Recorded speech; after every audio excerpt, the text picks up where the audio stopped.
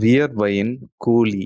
ஒரு செல்வந்தர் தனது மகனுக்கு தொழில் மற்றும் படிப்பினை பெற்றுக் கொள்வதற்காக தனது நண்பனின் நிறுவனம் ஒன்றில் பணி செய்ய தனது மகனை 6 மாத காலத்திற்கு அனுப்பி வைத்தார். அவர் மகனோ எந்த வேலையும் செய்யவில்லை. ஆனாலும் தனது நண்பர் மகன் என்பதால் அவரும் கண்டுகொள்ளாமல் 6 மாதம் கடந்தவுடன் ஒரு தங்க நாணயத்தை கூலியாக கொடுத்து அனுப்பினார். அந்த நாணயத்தை தனது அப்பாவிடம் மகன் கொண்டு வந்து கொடுத்தான்.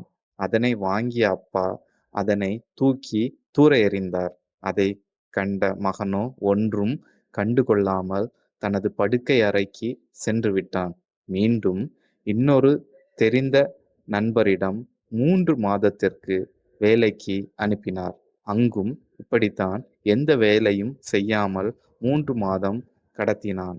ஆனாலும் தனது நண்பர் மகன் என்பதால் அவரும் 2 தங்க நாணயங்கள் கொடுத்து அனுப்பினார். அதையும் அப்பாவிடமே கொண்டு வந்து கொடுத்தான். முன்பு போலவே அந்த 2 தங்க நாணயங்களையும் தூக்கி தூர எறிந்தார். அப்போதும் கண்டுகொள்ளாமல் மாடிக்கு சென்று விட்டான். சிறிது காலம் கழித்து அறிமுகம் இல்லாத ஒருவர் இடத்தில் வேலைக்கு சேர்த்து விட்டார்.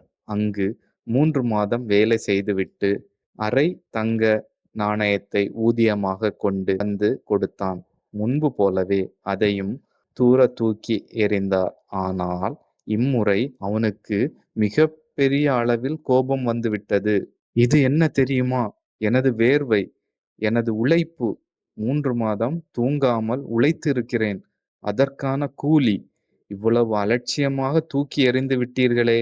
நீங்களெல்லாம் ஒரு மனிதரா? ஈசி சேரில் படுத்து கிடக்கும் உங்களுக்கு உழைப்பின் வலிமை தெரியவில்லை. தெரிந்தால் இதை எறிந்திருப்பீங்களா? என்று கோபமாக கத்தினான். அப்பொழுது அப்பா சொன்னார், இதைத்தான் உன்னிடம் நான் எதிர்பார்த்தேன். முன்பு நீ உழைக்காமல் கொண்டு வந்து கொடுத்த தங்க நாணயத்தை நான் தூர எறிந்த பொழுது உனக்கு கோபம் வரவில்லை.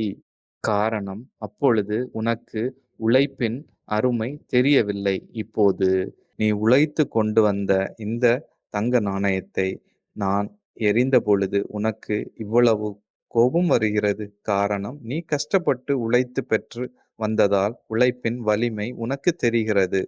இதைத்தான் நான் உன்னிடம் எதிர்பார்த்தேன் என்று சொல்லி மகனையும் அந்த அரை பவுன் தங்க நாணயத்தையும் மாறி மாறி முத்தமிட்டார். உழைக்காமல் எது கிடைத்தாலும் நிலைக்காது. அதனின் அருமை தெரியாது. உழைத்து பெற்ற பொருளை ஒருபோதும் மனம் இழக்க நினைக்காது. தகப்பனாக இருந்தாலும் மனம் தட்டி கேட்க தயங்காது. This video is sponsored by BuyMoot shopping app. BuyMoot e-shopping application is one of the online shopping app now available on Play Store and App Store.